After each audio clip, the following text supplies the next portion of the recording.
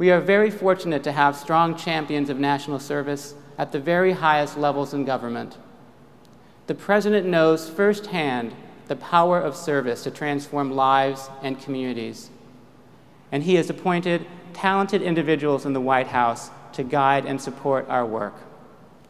And that begins with the person who leads the Domestic Policy Council. Melody Barnes is committed to increasing the impact of service and volunteering. She was with us in San Francisco, she was with us in New York, and she is here with us today. She is our leader and one of the most powerful champions of national service. Please join me in welcoming Assistant to the President and Director of the Domestic Policy Council, Melody Barnes.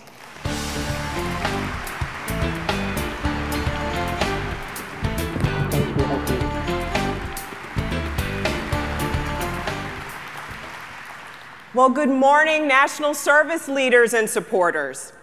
It is wonderful to be here with you today. I am so honored to be on this plenary with Governor Barbour, Mark Gearan, and Eric Tenenblatt. And I would like to thank the Corporation for National and Community Service and the Points of Light Institute for working so hard to make sure that this conference is a success. I'd also like to extend my thanks and my personal appreciation to Robert Velasco, Acting CEO of CNCS, and Michelle Nunn, Points of Light CEO, for their leadership and for their deep commitment to service.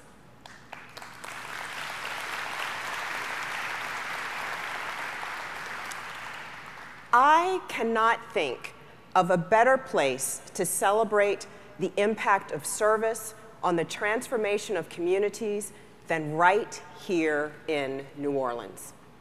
The Crescent City gives testament to our resilience as Americans, our fortitude, our innovative spirit, and our ability to solve problems creatively.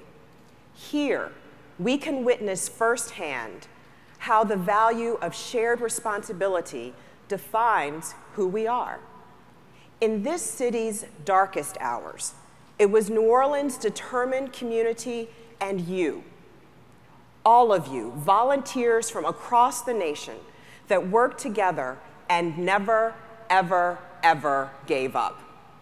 From forest fires to floods, to hurricanes and tornadoes, national service members have provided critical support to millions of Americans. Nothing could illustrate this more clearly than the recent natural disasters that we've seen across the South and the Midwest.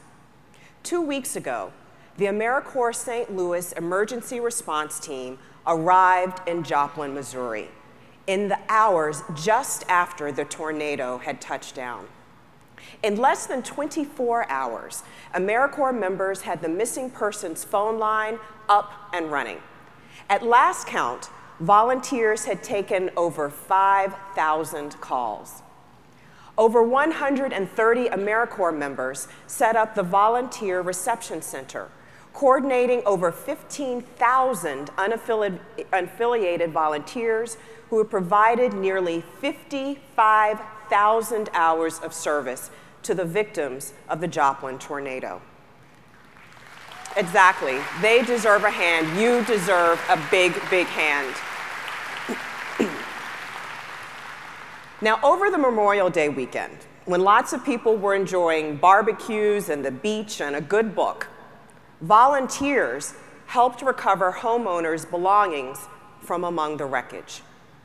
We know of a woman who was returning to what had once been her home, and she was brought to tears at the sight of 40 strangers helping to bring some order to her life, recovering photographs and other material possessions that had made up so many of her memories and her day-to-day existence. These stories continue to show us that service is vital to the strength of our nation. It always has been. From Benjamin Franklin beginning the first volunteer firefighting service in 1736, to President George H.W. Bush creating the first Points of Light Award, to President Kennedy's creation of the Peace Corps in 1961, service is in our nation's DNA. No matter our economic circumstances, throughout our history, we have come together to serve each other.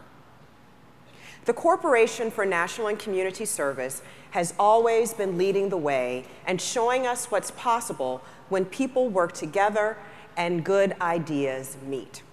Nearly 20 years ago, when this federal agency was first created, AmeriCorps and the many programs that it has helped to grow, like City Year, Jumpstart, Public Allies, and Teach for America, were not yet known to us. Back then, the idea of social entrepreneurship or innovation was just beginning to take hold. And yet today, there are legends in this space. Youth Build, the Harlem Children's Zone, and Habitat for Humanity, just to name a few. AmeriCorps invested in each of these organizations early on, enabling them to reach more communities and establish the nexus between service and innovation. Service is a rich part of our nation's history, and I am proud, extremely proud, to represent a president and a first lady who view service as a solution to our nation's toughest challenges. And I mean it. They believe. They believe in you. They believe in what you are doing. And they believe in it because it comes from within our core, their personal experience. As you all know, the president started his career as an organizer on the south side of Chicago, helping to organize job training programs for a neighborhood that had been devastated by steel plant closures. President Obama's own life was shaped by his organizing experience. Speaking about the impact of service on his life, the president has said this: "Eventually, I realized that I wasn't just helping other people. Through service, I found a community that embraced me, a church to belong to, citizenship that was meaningful, and the direction that I had been seeking. Through service, I found that my own improbable story fit into a larger American story. America's story of service has seen us through our darkest hours. That's why our administration is committed to finding and supporting promising innovations that will help achieve transformative change and help people in need. As the director of the Domestic Policy Council, I can tell you that this firm belief in service and innovation underlies our domestic policies.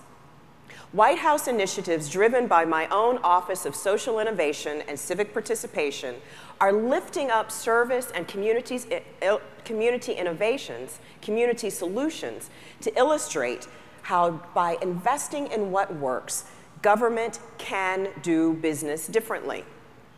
Government has a unique role to play in encouraging, supporting, and scaling the impact of innovations, and we are well on the way to providing the architecture to support new strategies for civic engagement and advancing effective solutions. We know that government can't do this alone, nor should it, because the best ideas are not locked on the inside of the Washington Beltway. Across the country, individuals and communities are developing innovative solutions to transform current systems and have the greatest impact on people's lives. In April of this year, we marked the 2nd anniversary of the Edward M. Kennedy Serve America Act, a bill that passed with overwhelming bipartisan support and was signed into law in the first 100 days of President Obama's presidency. This bill that expanded national service to meet our country's priorities and helped solve local problems also put the Corporation for National and Community Service on a path toward reform and scale with a focus on results. This landmark bill also enabled the corporation to utilize public and private partnerships to help grow community solutions. Over the next 8 years, the Serve America Act will increase opportunities for Americans of all ages to serve. For decades, AmeriCorps members and communities have teamed up to provide human and financial capital to those organizations making a difference at the local level.